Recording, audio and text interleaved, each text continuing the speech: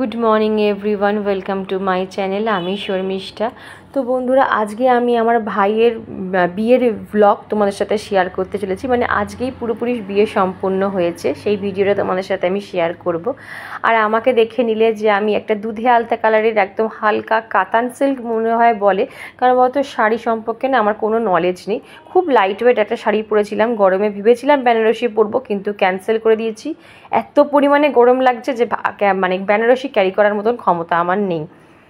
তো যাই হোক, এখানে ভাইকে আশীর্বাদ পর্ব চলছে যে ও শ্বশুরবাড়ির লোকেরা প্রথমে ওকে এসে আশীর্বাদ করলো সোনার জিনিস দিয়ে। আর এখানে আমার মামা আশীর্বাদ করছে, মানে লাস্ট পর্ব সবারই মোটামুটি আশীর্বাদ হয়ে গেছে। এবার মামা আর মামি দুজনে আশীর্বাদ করলেই আমরা রওনা দেবো। আর আমি আমার ভাইয়ের সাথে গেছিলাম, কারণ হচ্ছে একটা মেয়েকে যেতে হয় তো ওই জন্য আমার মামা বলল তুই সবার বড় দিদি, তুই ওর সাথে যা। তো সেই সেন্সে আমাকে যেতে হয়েছে, কিন্তু বাদ বাকি যত লোক আমার আত্মীয় স্বজন, আমার বোন, মাসি, মামা, এই মামা, মেসো, সবাই কিন্তু মা, ওরা আমার মেয়ে, আমার হাজব্যান্ড, সবাই কিন্তু ওরা বাসে গেছে এনজয় করতে করতে। তো আমরাও মোটামুটি এনজয় করতে করতে গেছি, আর ওরা গেছে বাসে। অনেকক্ষণ পর ওরা এসেছে। আমরা রওনা দেওয়ার সময়, মানে আমি যখন ভাইয়ের সাথে রওনা দিচ্ছি, তখন দেখছি আমার মামি পেছনে ঘুরে চোখ মুছছে, চোখ ছলছল করছে। এটা আমার মামি বলে না, আমি যতগুলো ছেলের বিয়ে দেখেছি, প্রত্যেকটা ছেলের মাকে দেখেছি ঠিক এই সময়টা তারা চোখের জল ফেলবেই ফেলবে। তাদের মধ্যে কি কাজ করে, মনে কি কাজ করে ঠিক বলতে পারবো না, বাট আমার মনে হয় হয়তো তারা ভাবে যে আজ থেকে হয়তো ছেলে আমার অন্যের হয়ে গেল, আমার থেকে পর হয়ে গেল। আর এই ভাবনা চিন্তার থেকেই কিন্তু শাশুড়ি আর বউয়ের মধ্যে না একটা ডিস্টেন্স তৈরি হয়।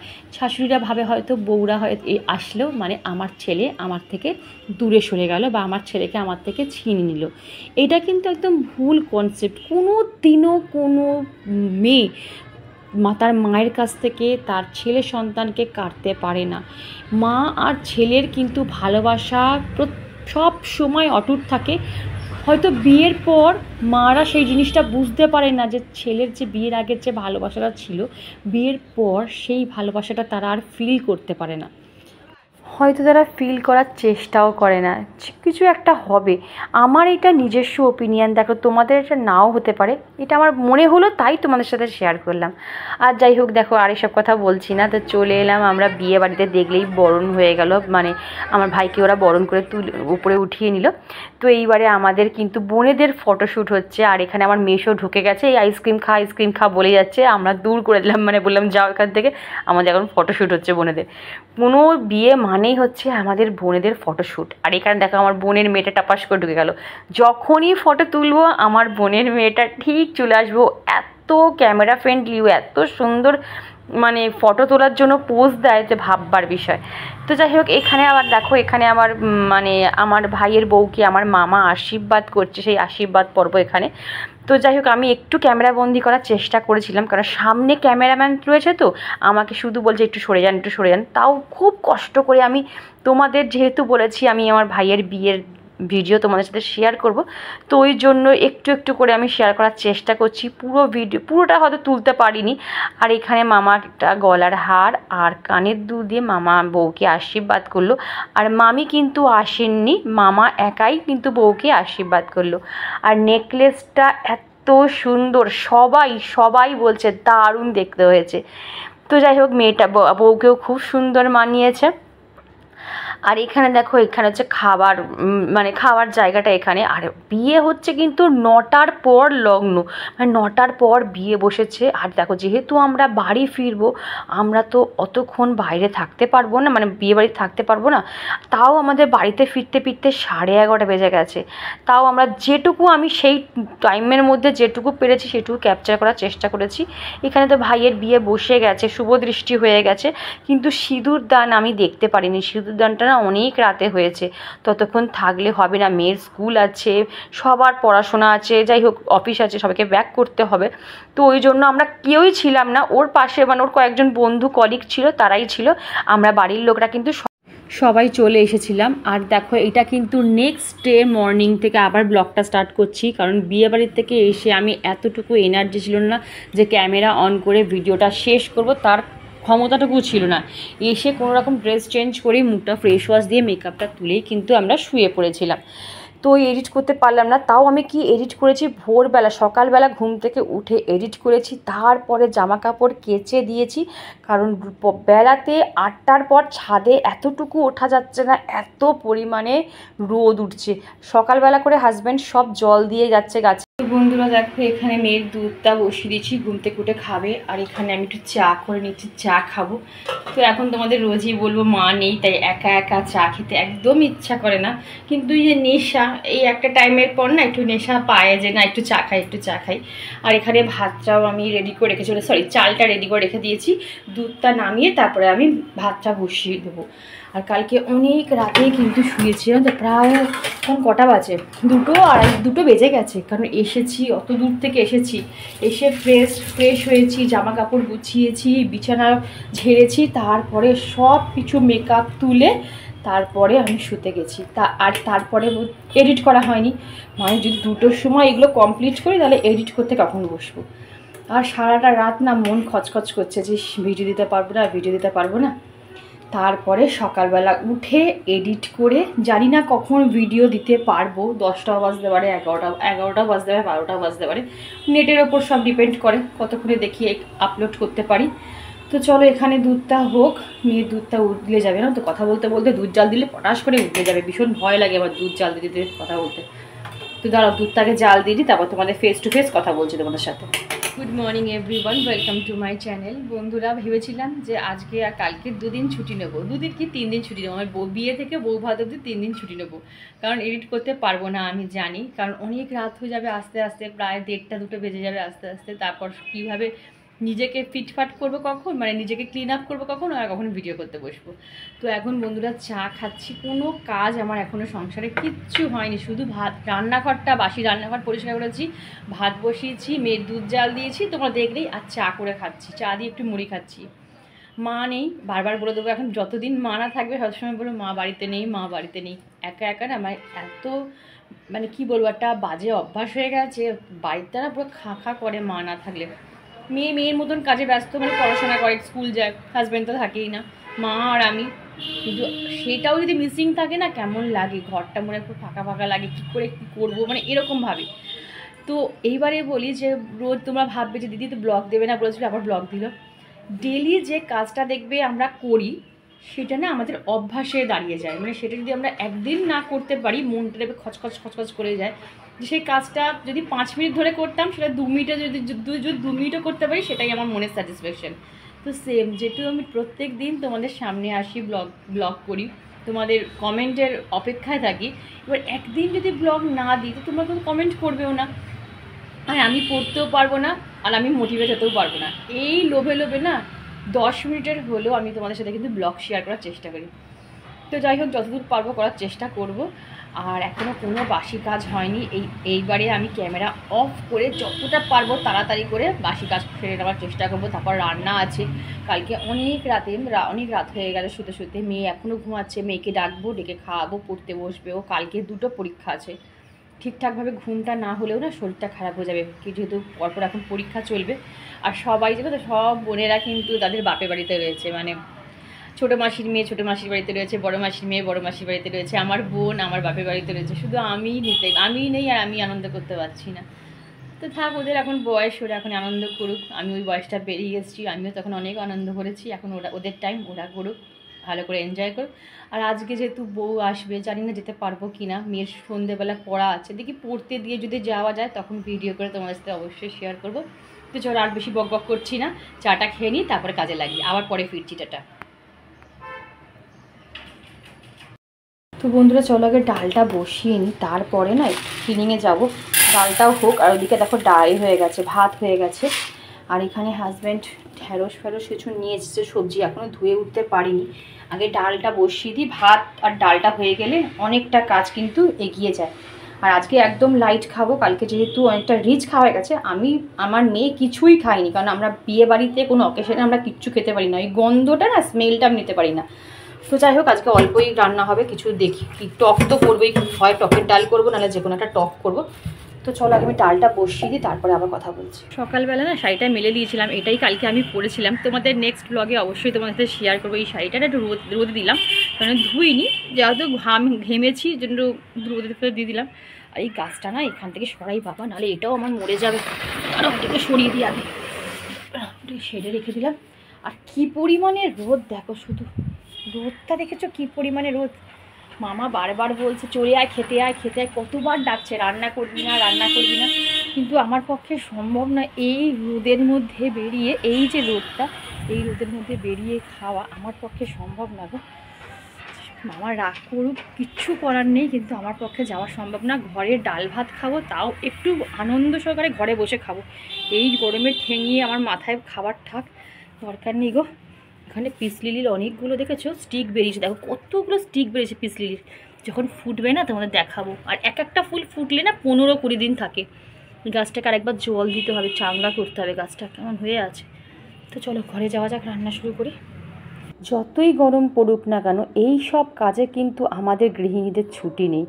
গরমে আগুনের তাপের সামনে রান্না করা যে কী কষ্ট, সে আমরা গৃহিণীরা ছাড়া কিন্তু কেউ বুঝবে না। তবে একটু বুদ্ধি খাটিয়ে যদি কাজ করলে গরমে ঘেমে নিয়ে কাজ করাটা না একটু সহজ হয়ে যায়। আমি বলবো কি, সকাল সকাল ঘুম থেকে উঠেই আগে যদি আমরা রান্নাটা সেরে রাখি, মানে রান্নাঘরের কাজটা যদি কমপ্লিট করে নিই, তাহলে কিন্তু অনেকটা গরমের হাত থেকে আমরা রক্ষা পাই। কারণ যত বেলা বাড়ে তত টেম্পারেচার হাই হয়, আর সেই সময় যদি তাপের সামনে দাঁড়িয়ে, মানে গ্যাসের সামনে দাঁড়িয়ে রান্না করাটা কতটা যে কী বলবো কষ্টকর কাজ, আমরা যারা করি তারাই কিন্তু জানি। ওই জন্য এখন আমি চেষ্টা করেছি সকালবেলা উঠেই কিছুটা রান্নাঘরের কাজ কিন্তু আমি এগিয়ে রেখে দিই। তো যাই হোক, আমার ওখানে কিন্তু এটা মানে বেডসাইড টেবিলটা ঝাড়া হয়ে গেছে, বেডরুমটা সবই ক্লিন করা হয়ে গেছে। এবার চলে এসেছি স্টাডি রুমটা ক্লিন করতে। আর স্টাডি রুমটা ক্লিন করতে করতে আমি সেকেন্ড পয়েন্টে তোমার সাথে আলোচনা, সেটা হচ্ছে জামা কাপড় যেগুলো ধরো পরের দিন কাচতে হবে, সেইগুলো আগের দিন রাতে তোমরা সার্ফে ভিজিয়ে রেখে দাও। পরের দিন রোদ ওঠা আগে, মানে রোদটা ওঠার আগে 8টার মধ্যে সেগুলোকে কেচে তোমরা ছাদে মেলে দিয়ে আসো। তাহলে কি হয়, 9টার মধ্যে শুকিয়ে যায়, অল্প রোদ থাকতে থাকতে তোমরা তুলে নিয়ে এসে সেগুলো কিন্তু গুছিয়ে রাখতে পারবে। তারপর ধরো যেসব রান্না করতে কম সময় লাগে, খুব তাড়াতাড়ি যে রান্নাগুলো হয়ে যায়, সেইগুলো এই গরমে এখন বেশি করার চেষ্টা করবে। যেমন ধরো টকের ডাল তো মাস্ট, টকের ডালের সাথে একটু আলু চোখা করে নেবে, তাহলে দেখবে খুব টেস্টও লাগে আর তাড়াতাড়িও কিন্তু হয়ে যায়। কোনো রকম ঢ্যাঁড়স ভাজা যেমন টকের ডালের সাথে খুব খেতে ভালো লাগে, বা যে কোনো একটা তরকারি ডাল, মানে এইরকম সিম্পলভাবে রান্না করার চেষ্টা করবে। আর যে রান্নাটা তোমরা করবে পরের দিন, সেটা আগের দিন ফিক্সড করে, মানে আগের দিন সেট আপ করে নেবে যে পরের দিন আমি এই রান্না করব। তো সেই রকম সবজি তোমরা কেটে একদম রেডি করে রেখে দেবে, যাতে পরের দিন গ্যাস অন করলেই ঝপাঝপ রান্নাটা হয়ে যায়। রান্না করার থেকে কিন্তু রান্না করার যে আয়োজনটা, এটাই কিন্তু অনেকটা বেশি সময় লাগে। এখন থেকে আমি কি করছি না, সন্ধেবেলায় কিছুটা ডাস্টিং করে রেখে দিচ্ছি। মানে ধরো ফ্রিজটা একটু মুছে রেখে দিলাম, মেয়ের একটুখানি ডেস্কটা, মানে পড়ার ডেস্কটা মুছে রেখে দিলাম। যতটা পারছি ক্লিনিং পার্ট 20% হলেও কিন্তু সন্ধেবেলায় আমি করে রাখার চেষ্টা করছি, যাতে কি হয় যে পরের দিনের যে 100% ক্লিনিংটা আমার করতে লাগে, সেটা হয়ে যায় কি 80%। তো 20% হলেও আমার সেভ হয়। তো এইভাবে বুদ্ধি খাটিয়ে কিন্তু এখন গরমে আমাদের কাজ করতে হবে। রশনি, তোমাকে বলছি থ্যাংক ইউ সো মাচ এত সুন্দর একটা কমেন্ট করার জন্য। আমাকে প্রত্যেকে তোমরা এত সুন্দর সুন্দর কমেন্ট করছো, আমি অবশ্যই তাদের নামগুলো উল্লেখ করে দেবো। রশনির নামটা উল্লেখ করলাম কারণ হচ্ছে ও আমাকে আজকে লিখেছে, দিদি তুমি কি আমাকে ভুলে গেছো? তো আমি কেন তোমাকে ভুলবো, তুমি আমাকে দিদি বলে ডেকেছো, তো দিদি কোনোদিনও বোনকে ভুলতে পারে? আর তুমি তো আমার অনেক পুরনো সাবস্ক্রাইবার, তোমাকে আমি এতটুকু ভুলিনি বোন। অঞ্জনা বলে আর একজন সাবস্ক্রাইবার বন্ধু, সেও আমায় কমেন্ট করে বলছে তার নামটা আমি ব্লগে নিই না। আমি কিন্তু অনেক ব্লগে অঞ্জনা তোমার কমেন্ট পড়ি, তোমার নাম আমি নিয়েছি। হয়তো সেই সব ভিডিও তুমি দেখোনি বা পার্টটা স্কিপ করে চলে গেছে, তাই হয়তো তুমি মানে জানতে পারোনি। ওই জন্য তোমাদের বলি, তোমরা পুরো ভিডিওটা দেখো, একটুও স্কিপ করো না, কারণ স্কিপ করলে কিন্তু সেই স্কিপ পার্টে অনেক জিনিস হয়তো তোমরা মিস করে চলে যাও। আর এখানে দেখো, আগের দিন বিয়ে বাড়িতে তো আমি যেহেতু চুলটা পার্লারে বেঁধেছিলাম না, অনেক রকম হিট স্প্রে দিয়ে না পুরো চুলটা আমার ড্রাই হয়ে গেছিলো। তো ওই জন্যই ভাবলাম ঘরে বসে একটা হেয়ার স্পা আমি নিজেই করে নিই, কেন ফালতু পার্লারে গিয়ে করব। আর এই কী দিয়েছি ইনগ্রিডিয়েন্টস, সেটা কিন্তু আমি আগের অন্য একটা ব্লগে তোমাদের সাথে শেয়ার করেছিলাম, ওই জন্য আর আমি বললাম না এইটার মধ্যে আমি কী কী দিচ্ছি। আর দেখো এটাকে এইভাবে সুন্দর করে কিন্তু টেনে টেনে কিন্তু তোমার পুরো চুলে অ্যাপ্লাই করতে হবে, মানে শুধু চুলের মধ্যে দিয়ে দিলাম লেপে দিলাম হয় না, চুলটাকে ধরে ধরে যেমন পারলে চুলগুলোকে ধরে ধরে টানে ঠিক সেমভাবে কিন্তু চুলগুলোকে টানতে হয় যাতে সব মেটেরিয়ালগুলো চুলের মধ্যে অ্যাবজর্ব হয়ে যায়। তো আমার মোটামুটি দেখো অ্যাপ্লাই করা কমপ্লিট হয়ে গেছে। তো এই অ্যাপ্লাই করেই কিন্তু আমি আদার্স যেটুকু রান্না বাকি আছে সেইটুকু করব। আর এরকম সুন্দরভাবে একটু খোপাটা এঁটে 1 ঘন্টা 45 মিনিট রাখলেই এনাফ। তারপরে কিন্তু শ্যাম্পু করে নেবে, আর চুলটা এত পরিমাণে সফট হয়ে যায় যে কি বলবো। আমাকে আর একটা সাবস্ক্রাইবার বন্ধুর নামটা আমার একদম মনে পড়ছে না, ও জিজ্ঞেস করে দিদি সজনে ডাঁটা কীভাবে করতে হয়। দেখো বন্ধু, আমি কিন্তু একদম সিম্পলভাবে সজনে ডাঁটা করি, কখনো হয়তো একটু সেদ্ধ করে সেটাকে একটু ভেজে নিই, মানে যা তোমরা দেখেছো যে সেদ্ধ করে নিলাম অল্প অল্প, একদম অল্প আছে সেদ্ধ করে নিয়ে সেটাকে একটু লঙ্কা নুন হলুদ দিয়ে ফ্রাই করে সেটাও খাওয়া যায় গরম গরম ভাতে। আর এইটা যেটা করি সেটা সর্ষে পোস্ত বাটা দিয়ে করি, পেঁয়াজ ফোড়ন দিই, 5 ফোড়ন দিই, একটা শুকনো লঙ্কা দিই, তার উপর এবার আমি সব সবজিগুলো দিয়ে দিই, একটু আদা জিরে বাটা দিই, ব্যাস অল্প বেশি না, ব্যাস নুন হলুদ যেটা আমরা পরিমাণ মতন যেটা দিই সেটা তো দিতেই হবে। আর নামানোর আগে কিন্তু আমি তোমার হচ্ছে সর্ষে পোস্ত বাটা দিয়ে নামিয়ে নিই। সর্ষে পোস্ত বাটা দিয়ে কিন্তু বেশি ফোটাবে না, তাহলে তিত কুটে লাগবে খেতে তরকারিটা। জাস্ট 1-2 মিনিট একটু ফুটিয়ে তারপরে নামিয়ে নেবে। আশা করি তোমাকে বোঝাতে পেরেছি বন্ধু। আর এখানে দেখো আমি ঢ্যাঁড়স আর কুমড়ো ভাজবো, আর মেয়ের জন্য আলুও ভাজবো। তো ওই ঢ্যাঁড়স কুমড়োটা কী করেছি, একটুখানি নুন আর একটুখানি হলুদ মাখিয়ে রেখেছি, তবে ঢ্যাঁড়সে কিন্তু আমি নুন মাখাইনি, শুধুমাত্র হলুদ মাখিয়ে নিয়েছি। তো কুমড়োটা ভাজার পর ভাবছিলাম আলুটা ভাজবো, লাস্ট ভাবছি ঢ্যাঁড়সটা ভাজবো। তো বন্ধুরা, আজকে যারা যারা আমার ভিডিওতে কমেন্ট করেছো তাদের কিছু নাম বলছি, যে যে নাম আমার মনে আছে, তার মধ্যে যে Sunita, Krishna, Rituparna, Mamata, Rakhi, Mousumi, Roshni, Dipa, Tapati, NG blog, Namita, RS family, Afrin, Sarita, Piyali, my style, তারপরে কি আছে আমি ঠিক বুঝতে পারছি না। তো আজকে এই কজনের কমেন্ট আমি পড়েছি, আর তাদের অন্তর থেকে অনেক অনেক ভালোবাসা জানালাম, কারণ এত সুন্দর সুন্দর কমেন্ট করে তোমরা আমাকে প্রত্যেকটা দিন মোটিভেট করে চলেছো। তো বন্ধুরা, এতক্ষণ ধরে যারা ধৈর্য সহকারে আমার পুরো ব্লগটা দেখলে তাদের অসংখ্য অসংখ্য ধন্যবাদ। আর যারা এখনও চ্যানেলটা সাবস্ক্রাইব করো তারা প্লিজ চ্যানেলটা সাবস্ক্রাইব করে আমার পাশে থেকেও লাইক করো, শেয়ার করো, আর অবশ্যই কমেন্ট করতে কিন্তু ভুলো না। আর এখানে একটু পায়ের চর্চা করছি, আমরা কিন্তু সারা শরীরের চর্চা করলেও পায়ের যত্ন একদম করি না, ইগনোর করে যাই। তো পাটা আমি সপ্তাহে 1 দিন কিন্তু চিনি আর লেবু ভালো করে পায়ের তলা গোড়ালিতে ঘষি, এতে পায়ের ডেড সেল রিমুভ হয়, পা কিন্তু খুব সফট থাকে। আর দেখো এখানে আগের দিন বিয়েতে যে শাড়িটা পরেছিলাম সেই শাড়িটা আমি এবার তুলে রাখছি।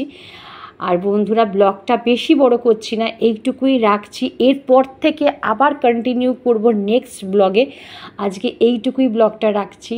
তো ব্লগটা ভালো লাগলে অবশ্যই কমেন্ট করে বলো ব্লগটা কেমন লাগলো, তাহলে আমার খুব ভালো লাগবে। একটা লাইক করো, আর অবশ্যই চ্যানেলটা সাবস্ক্রাইব করে তারপরে যেও। আজকে এইটুকুই, আবার কালকে দেখা হবে নতুন একটা ইন্টারেস্টিং ব্লগ নিয়ে। ততক্ষণ সবাই খুব খুব ভালো থেকো, সুস্থ থেকো, টাটা।